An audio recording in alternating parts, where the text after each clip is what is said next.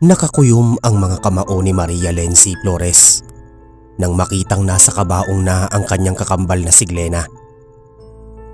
Nagmula pa siya sa Amerika.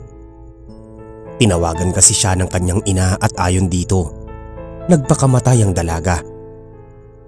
Nakita na lang daw nitong nakabigti ang kakambal sa sarili nitong silid at sa paanan nito ay mayroong papel na naglalaman ng suicide note na nagsasabi ng huling mensahe nito para sa kanila. Maya-maya, lumapit sa kanya ang kanyang ina na malungkot din ang muka. Hawak nito ang papel na nakita sa paanan ng kakambal. "Anak, ito yung suicide note." Inabot niya yon at buong lungkot na binuklat at binasa. Ayon sa nakalagay sa suicide note, hindi na kinaya ni Glenna ang depresyon dahil sa pagiging toxic kasama ng kanilang lola na siyang pinag-iiwanan dito ng kanilang ama at ina tuwing nasa trabaho ang mga ito. Palagi daw itong nakasigaw at kahit anong subok nito ng best nito na gawin ng mga pinapagawa nito ay nagagalit pa rin ito at hindi daw nito inaayos ang trabaho nito. Nandyan na nakakapagsalita pa daw ng masasakit na mas lalong nagiging dahilan para mas lalo pa itong madepress. Idagdag pa na halos lahat ng mga pagkain na naisin nito ay ipagbawal pa. At sa hulihan ng sinabi ng note, sinabi nito na hanggang dito na lang ang lahat dahil wala na daw itong lulugaran sa mundong ito. Wala naman ding oras ang kanilang ina at ama para makinig sa mga hinanaing nito dahil abala sila sa trabaho at wala nang panahon para sa hinanakit nito. Halos mabasa ng luha ang papel na hawak ni Lenzy. Labis na galit ang naramdaman niya para sa kanyang mga magulang. Imbis kasi na ikuha na lang ng yaya si Glenna, ay sa lola pa ipinagkatiwala. Dumating patuloy sa ganitong punto na pati mental health nito ay naapektuhan na naging dahilan kung bakit ngayon nahimlay na ito sa kabaong. Sa kanyang magulong pag-iisip, isang madilim na plano ang biglang umusbong. Madilim na plano na tiyak ay papatay sa marami. Samantala, abala ang alkalde ng isang baryo sa kanyang pangkaraniwang mga gawain sa araw-araw. Marami na siyang tinatapos dahil palapit na ng Pasko at Bagong Taon. Wala siya sa mga araw na yon. Maya-maya tumunog ang landline phone niya na agad niyang sinagot. "Mayor, may bisita ka po. Nais kang makausap." Bungad ng kanyang sekretarya mula sa kabilang linya. "Papasukin mo dito. Malamang importante yan." "Copy po." Agad na ibinaba niya ang tawag at ilang minuto lang ang nagdaan. May kumatok sa kanyang pintuan. Sinabihan niya naman ang nasa labas na bukas ang pinto. Pagkabukas ng pintuan, laking gulat niya nang dumating ang isang dalagang kilala niya. Kilalang kilala niya dahil sa angking kasikatan nito. "Ano ang sayo? Maupo ka." Pag-aanyaya niya dito. Kaagad na naupo sa upuan na kaharap niya ang dalaga. Sabay inilapag ang isang malaking sobre na naglalaman ng 1,000,000 na tseke. "Kapag sumang-ayon ka sa plano ko, sayo na to." Walang paligoy-ligoy na sambit ng dalaga. "Ano ba ang plano mo?" Kaagad na sinabi ng dalaga ang kanyang plano na bagamat ikinagulat niya ay pinili na lang niyang ipagkibit balikat dahil sa perang nakalapag sa kanyang harapan. "Sige, sang-ayon ako sa plano mo."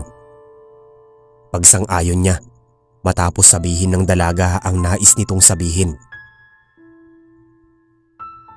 Masaya ang mga senior citizen sa barangay Bagong Buhay na nakalokasyon sa Carmona, Cavite. Sino ba namang hindi sasaya kung makakatanggap ka ng anunsyo mula sa inyong butihing alkalde na may ayuda kayong mga senior citizen at nagkakahalaga pa ng 10,000 para sa bawat isa. Idagdag pa na may gaganaping magandang programa para sa inyo. At dahil palapit na ang Kapaskuhan, may ekstra pang Noche Buena pack para sa bawat isa. Kaya gayon na lang ang kanilang galak nang matanggap ang anunsyo at nataon pa na malapit na ang Pasko. Kabilang sa mga mabibigyan ng senior citizen na si Aling Marta. Kasalukuyang ipinapaayos niya na sa kanyang apong dalaga ang mga kakailanganin at masigla naman yung inayos ng dalaga. Ayusin mo na lang yan at mamamalengke lang ako ha. Magluluto ako ng paborito mong tinola. Nagniningning ang mga mata ng dalaga nang marinig ang paborito nitong ulam, kaya tumango ito bilang pagsang-ayon. Kaagad na tinahak ng matanda ang daan papuntang palengke. Walking distance lang naman kaya okay lang sa kanya at mas gusto pa niya ang idea na maglakad. Ehersisyo na rin yun para sa kanya. Marta, alam mo na ba ang balita? Napalingon siya sa nagsalita at nakita niya ang kanyang kaibigan na si Aling Mercy. Naglalakad din karga ang apo nitong 4 na buwan. Oo, alam ko. Ipinapaayos ko na nga sa apo ko ang mga dokumentong dadalhin eh. Saan ka nga pala papunta niyan? Heto, nilalakad-lakad ko lang itong apo ko. Iyak kasi ng iyak. Gusto eh, palaging may nakikita. Tugon naman nito. Pagkatapos ng maikling pag-uusap ay nagpaalam na rin sa bawat isa ang magkaibigan para gawin ang kanya-kanyang mga gawain. Lola, heto na po ang mga pinapaayos ninyo. Inabot ng dalagang apo ang papel sa kanya. Napangiti naman siya. Salamat. Sige na, kumain ka na. At luto na ang pagkain. Magiliw na aniya na inayunan naman ng dalaga. Habang nasa hapunan, naisalaysay ng dalaga ang patungkol sa pagpapakamatay ng kaibigan nito noong nakaraang araw. Yun ay dahil daw sa depresyon. Sus, depresyon. Iniwan ka mo ng nobyo niya. Komento niya sa salaysay nito. Kayo talagang mga kabataan ngayon. Masyado kayong mapupusok tapos pag iniwan, magpapakamatay. Nagsayang lang kayo ng buhay nyo. Kami noon walang ganyan. Matitibay kami. Dugtong pa niya. Napakamot na lang ng ulo ang dalaga. Bakit nga ba ikinikwento pa nito ang ganoong kwento? Hindi naman pala maiintindihan ng matanda ang ganoong pakiramdam. Likas na sa mga matatanda ang kawalan ng emotional intelligence. Minsan nga hinihiling na lang niya na sana mawala na lang sa era ngayon ng mga senior citizen. Hindi sila nababagay. Kailan nga po pala gaganapin ang programa ni Mayor? Pag-iiba ng dalaga sa usapan. Hindi ko lang alam anak. Hindi pa naman sinasabi ang petsa. Tugon naman ni Aling Marta. Basta po mag-iingat po kayo dun ha.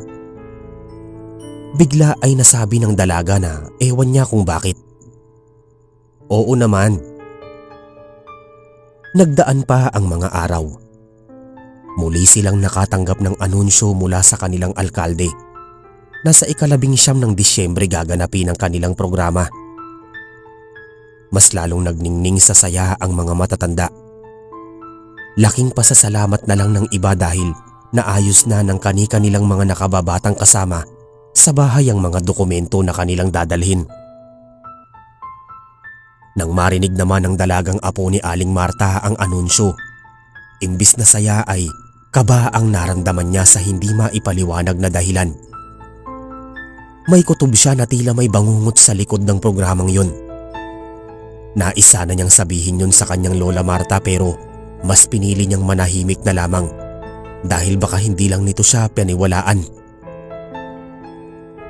Malapit nang matupad ang lahat. Tatanungin kita, Masaya ka ba sa mangyayaring ito? Tanong ng alkalde sa dalaga habang inihahanda ang isang malawak na lugar para sa isang event na gaganapin. Mayor, nakahanda ako at sanay na rin ako sa mga ganito. Tugon niya. Masaya ka ba sa gusto mong mangyari? Oo naman, kasi ang mga taong yan, mga panlito lang, pampagulo ng lipunan, kaya marapat lamang na maubos sila. Tugon naman ng dalaga. Bakit ba ang dami mong tanong?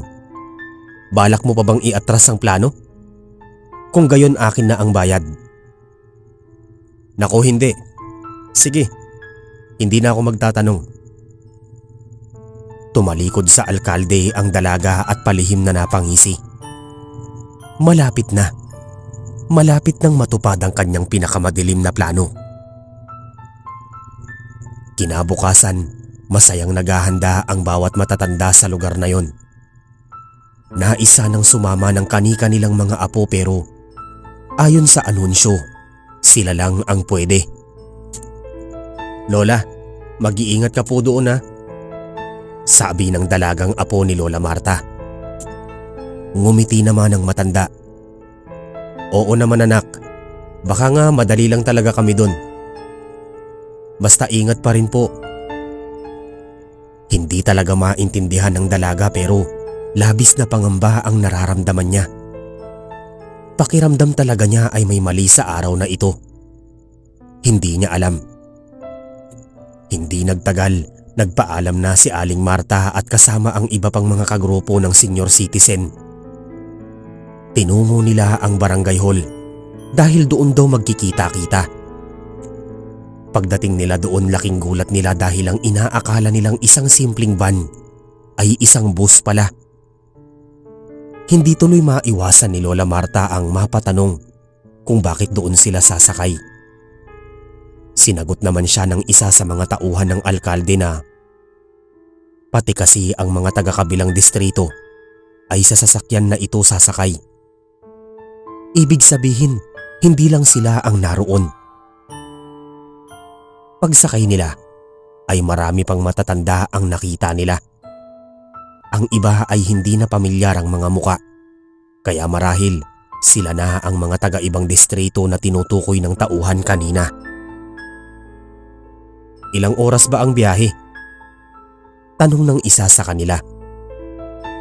Medyo may katagalan pero worth it pag nakuha ang ayuda. Tugon naman ng isa sa mga tauhan. Makalipas ang ilan pang sandali, bumiyahe na rin sila papunta sa destinasyon na yon. Ang mga magkakakilala, tamang kwentuhan lang. Ang iba naman mga tulog. Wala silang kamalay-malay sa panganib na nakaambang para sa kanila. Isang oras ang nagdaan. Narating na rin ng mga tauhan ng lugar kasama ang mga matatanda. Masayang nagbabaan ang mga ito at nagtungo sa isang malawak na hall. Alam nilang may programa dahil maraming upuan. Nang makaupo na ang lahat, tumayo sa gitna ng entablado ang isang dalagang MC at nakangiting sisimula ng programa. At sa pasimula, nagpasya muna ito na bigyan na muna sila ng makakain. Nagkanya-kanya naman ng kuha ang mga matatanda at walang pasabi na kumain. Nasa kalagitnaan sila ng pagkain nang bigla na lang sabay-sabay silang nahilo at nawalan ng malay. Kilos na, dalhin agad sa pabrika ang mga yan. Matigas na sambit ni Lency sa kanyang mga tauhan na sinang-ayunan naman ng mga ito. Kawawa naman sila. Napalingon siya sa mayor na nagsalita. Huwag kang maawa sa kanila. Ang mga kagaya nila ang may sala kung bakit nagpakamatay ang kapatid ko. Oo, maalaga sila, physically, pero walang pakialam emotionally. Seryoso namang tugon ng dalaga. Ano ang plano mo sa kanila? Tanong nito. Sumagot naman siya. Ayon sa kanya, uubusin niya ang mga ito. Iikutin niya ang buong Pilipinas. Kung pwede ang buong mundo para lang mawala ang existence nila sa mundo. Magmula nang mamatay si Glenna, nasuklam na siya sa mga senior citizen. Para sa kanya, talk shit sila ng lipunan at panggulo sa utak at paniniwala ng mga tao. Tsaka para sa kanya, sila din ang dahilan kung bakit dumadami ang mga taong nade-depress at nagpapakamatay. At total, bilang na rin naman ang mga araw nila dito sa mundo. Kaya para sa kanya, padadaliin niya na lang ang lahat. Kaya heto, pagkatapos mailibing ni Glenna, ay palihim siyang nagplano. Gamit ang malaking salapi na kinikita, lilibutin niya ang bawat lugar sa buong Pilipinas. Tatapalan ng bawat leader ng bawat lugar, kapalit ng buhay ng bawat grupo ng mga senior citizen. Sa panahon naman kasi ngayon, may pera ka lang makakapagpaikot ka na ng mga tao, lalo na ang mga buhayang matatakaw sa pera. Samantala, bakas na sa apo ni Aling Marta ang pag-aalala. Hapon na kasi ay wala pa ang matanda. Naipaalam na niya rin ito sa mga magulang at kapitbahay pero sinabi nila na baka sadyang matagal lamang ang programa. Sana nga. Ang sabi niya na lang sa kanyang isipan. Walang kaalam-alamang dalaga na ang kanyang pinakamamahal na lola ngayon ay dadalhin na sa isang pabrika ng mga hamon at iba pang mga frozen foods at dilata para doon iproseso ang mga karne nila. Sa pabrika na pag-aari ng mga Flores, nakamasid lang si Lency habang isa-isang ibinababa sa truck ang mga walang malay na senior citizen. Agad na ipinag-utos niya na iproseso ang mga ito at ihalo na lang ang kanilang mga karne sa mga karning baboy. Kikilos na sana sila para diskarnahin na ang mga ito, pero sumenya siya. Bakit ma'am? May kulang pa po ba? Tanong ng isa sa kanyang mga tauhan. Oo, aalis na muna ako. Kukunin ko lang ang isa pa sa kanila na makukumpleto sila. Aniya nang biglang may maalala. Namalayan na lang ng dalaga na kumakatok siya sa bahay ng kanyang lola. Ang para sa kanya ay siyang dahilan kung bakit nagpakamatay ang kanyang kakambal. Pinagbuksan naman siya ng matandang babae at magiliw na pinapasok siya. Ang dami mo namang dala, iha. Napatingin ito sa mga pagkaing dala niya.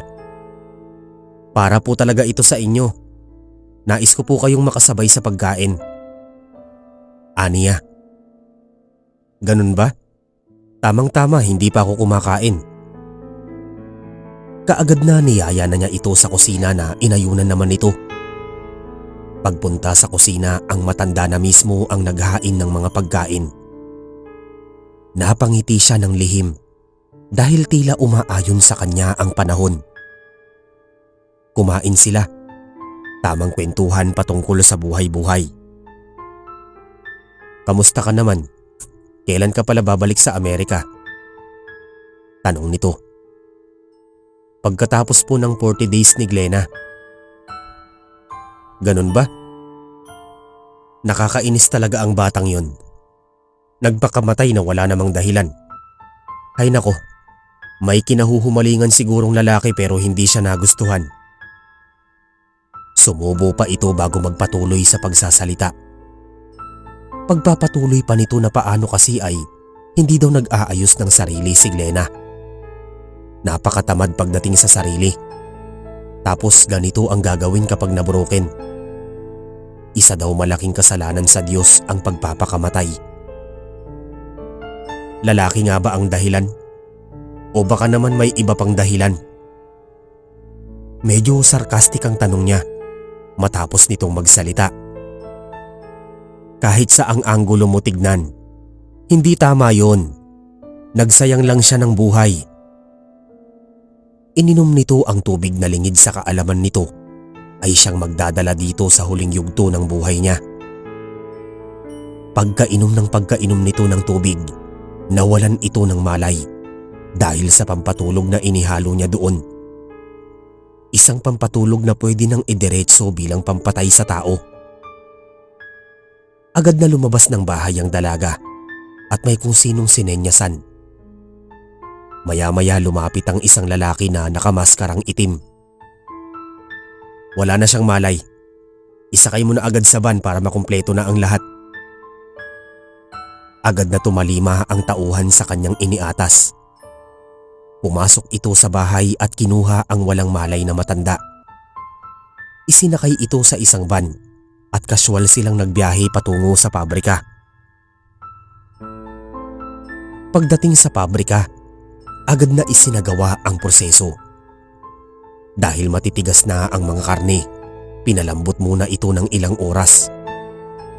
Nang napalambot, pinagbukod-bukod ang mga karne. Ang iba ay giniling-giling para ihalo sa mga karning baka na gagawing corned beef. Inihalo naman ang iba sa mga karne na gagawing sausage at hotdog.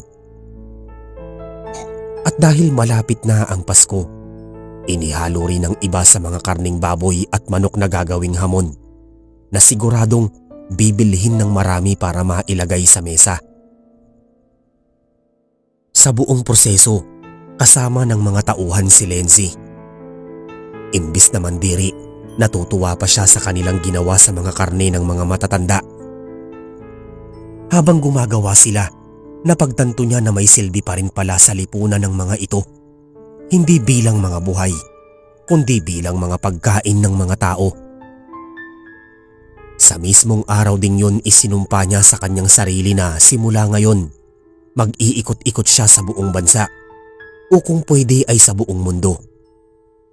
Babayaran ng lider ng bawat lugar na kanyang mapuntahan kapalit ng buhay ng mga matatandang kanyang kinasusuklaman. Palilipasin niya lamang ang Pasko at Bagong Taon at ipagpapatuloy niya ang nalikhang adhikain at nang sa gayon ay mawala na silang lahat sa landas ng lipunan. Sumapit ang araw ng Pasko. Gaya ng nakagawi ang tradisyon, sa bawat bahay may handaan. Simple man o magarbo pero para sa mga nakatira dito ay ayos lamang sa kanila. Iisa lang ang pinagtataka ng lahat na kung bakit hindi pa nakakabalik ang mga senior citizen sa lugar na yon. Hindi tuloy maiwasan ng mga kapamilya ang mag-alala. Naisin man nilang magsabi sa otoridad pero maging ang mga ito ay nagsasaya sa araw na yon kasama ang kani-kanilang mga kapamilya. Inay, itay, nag-aalala na po talaga ako kay Lola. Sabi niya ay madali lang siya at babalik na rin agad. Anang dalagang apo ni Aling Marta habang kumakain sa hapag kasama ang pamilya. Patapusin na muna natin ang Pasko at Bagong Taon. Saka tayo magsasabi sa mga pulis. Sabi naman ng kanyang ina. Oo nga, tsaka wag mo nang alalahanin si Lola. Mainam kung mamatay na yon. At least hindi ka na magpupuslit ng pagkain sa kwarto mo pag may cravings ka na masakit sa mga mata niya. Sabi naman ng nakababata niyang kapatid. Huwag ka namang magsalita ng ganyan. Totoo naman kasi. Oy, tama na ang pagtatalo nyo. Kumain na lang tayo. Saway naman ng kanilang ama. At nagpatuloy nga ang selebrasyon ng gabing yon. Wala silang kamalay-malay na nakahalo na pala sa kanilang Noche Buena ang karne ng mga nawawalang senior citizen na kapamilya nila. Nagdaan pa ang mga araw. Natapos ang Pasko at Bagong Taon. Doon pa lang nagdagsaan sa police station ng pamilya ng mga nawawalang senior citizen noong Disyembre pa. Nagsabi naman ng otoridad na aaksyonan agad nila ito at iimbestigahan ang patungkol dito. Samantala dahil sa sarap ng mga gawa mula sa pabrika ni Lenzy, tumaas ang ratings nito. Naging mabenta ang mga produkto sa merkado, lalo na ang mga hamon na naging mabenta nitong nagdaang Pasko at Bagong Taon. Napangiti siya nang malaman ng lahat ng ito. Hindi niya akalain na mas makakapagpapasarap pa pala ng kanilang mga produkto ang paghahalo ng karne ng mga tao. Lalo na at ang mga ito ay ang karne ng mga senior citizen na kanyang kinasusuklaman. Dahil dito, mas lalong tumibay lamang ang kanyang adhikain na ubusin sila sa pamamagitan ng kanyang negosyo. Wala namang makakaalam dahil kahit pa ang kanyang mga magulang ay hindi alam ang kanyang mahiwagang gawain. Isang alkalde na naman ang abala sa pang-araw-araw nitong gawain. Tapos na ang Pasko at Bagong Taon, kaya para sa kanya, balik na sa normal ang lahat. Maya-maya, nagring ang telepono sa harap niya. Pagkasagot niya, tawag yun mula sa kanyang sekretarya na nagsasabing may bisita siya. Magilaw niya namang sinabi na papasukin agad ito dahil alam niyang importante ang sasabihin nito. Maya-maya, pumasok na sa opisina ang isang pamilyar na panauhin. Ang ngayon ay sikat na may-ari ng pabrika ng mga hamon, dilata at iba pang karne, ang ngayon ay nasa harapan niya. Binibining Flores, ano ang maipaglilingkod ko sa'yo? Magiliw na tanong niya. Nakangising binuksan ng dalaga ang bag nito at doon inilabas ang isang sobre na naglalaman ng 1,000,000 tseke. Inilapag yun ng dalaga sa lamesa. Napatingin naman doon ang alkalde. Para saan ito? Sa akin ba to? Dagdag din ito sa aming pondo. Masayang sabi niya. Isang malamig na tingin na may nakakalokong ngisi naman ang pinakawalan ng dalaga. Kapag sumang-ayon ka sa plano ko, sayo na ito, Mayor.